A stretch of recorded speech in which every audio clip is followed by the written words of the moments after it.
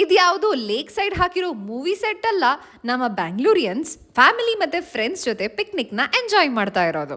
Hey guys, Bangalore ಸುತ್ತಮುತ್ತ ಅದೆಷ್ಟೋ beautiful ಆಗಿರೋ ಪ್ಲೇಸಸ್ ಇದೆ ಅಲ್ವಾ? ಅದು ಬಿಡಿ, ನೀವು ಲೇಕ್ ಪರ್ಸನಾ ಅಲ್ಲ ಬೀಚ್ ಪರ್ಸನಾ? ಒಂದು ಸೇಯಿಂಗ್ ಇದೆ, life is better at the lake where time stand still and worries fade away.